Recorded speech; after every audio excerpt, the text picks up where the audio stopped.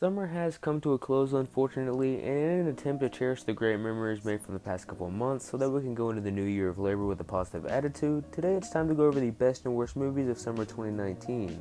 Before we start though, make sure to subscribe to Country Rich Movies if you're not already for more awesome film content like this.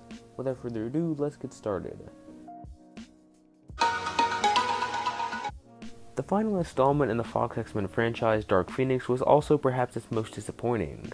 While not necessarily being a film garnering a negative review, what drags it down to such a low spot is the lackluster way it ended what at times was a phenomenal franchise. Though yes, it still boasts the exceptional acting and stellar visuals similar to the other prequels, what separates this from the rest is its lack of urgency and necessity. The film went by in a breeze and really leaves the viewer feeling no different from when the movie began, which is pretty much the exact opposite of what a finale film would want to do.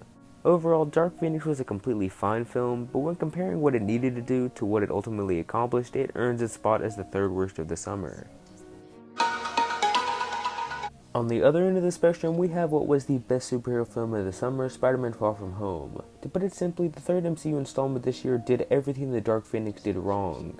The acting was fantastic, the visuals were stunning, and most every scene felt like it needed to happen, resembling a beautifully put together puzzle rather than a stack of paper with poorly written plot points scribbled all over them. And while it wasn't necessarily an ending of any certain kind, it served as the definitive farewell to Tony Stark after his death in Avengers Endgame, and was, warranted or not, the final time we will see Spider-Man in the MCU. In the end, Far From Home does what it needed to and more, and was one of, if not the best and most fun films this year. So I feel like this placement is going to be misinterpreted, and I did like Overcomer, but there is no dancing around the fact that this was a poorly made film. Its strongest points come from its message about the love of Christ, and that's something that I can always get behind no matter what the movie, but other than that, it really didn't excel at anything. The acting ranged from really good at some points to just blatantly bad. Not to mention the fact that the script felt like it was written by an aspiring 8-year-old author, and the story felt too rushed and crammed into a surprisingly long 2-hour runtime. In the end, I really enjoyed the message that Overcomer was trying to convey, but the execution of it left much to be desired. If you want peace, prepare for war. The third installment in the John Wick franchise is once again an action mantelpiece, and for the third time in a row, Chad Stahelski manages to blend fast yet controlled storytelling, unabashedly over-the-top characters, and amazing choreography in what may be the most gorgeous film in the franchise yet. And while it does slow down at times due to its unrelenting action sequences, the film never gets boring, with its talented ensemble cast returning, as well as some new faces including Halle Berry. Add on another stellar performance by Keanu Reeves, and John Wick Chapter 3 will undeniably be up there with the best action films of 2019. Coming out of Secret Life of Pets 2, I was utterly disappointed, and at this point, nothing has changed. At least while watching Overcomer, I could sympathize with the film for trying to deliver a story worth telling. But with this surprisingly bad sequel to one of the better animated films of 2016, I have no idea at all what it was trying to do.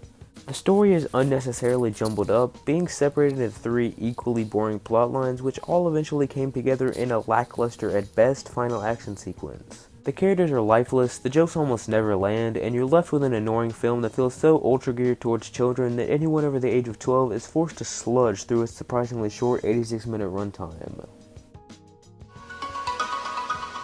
And finally, the best film of summer 2019 is the latest from master director Quentin Tarantino, Once Upon a Time in Hollywood. And what a joy this was to watch. We got pretty much what we've come to expect from Tarantino. Deep complex themes and metaphors, a brilliant and complex original screenplay, and feet.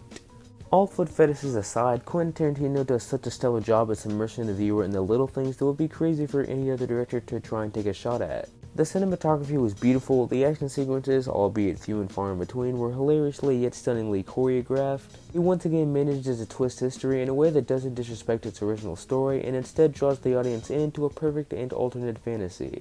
Overall, Once Upon a Time in Hollywood is a must-watch for anyone who loves film, and despite its slightly dragged out first 30 minutes, it's equally sweet, riveting, and gleefully weird. Quentin Tarantino obviously had a blast making this film, and through this 3-hour viewing experience, that fun rubs off.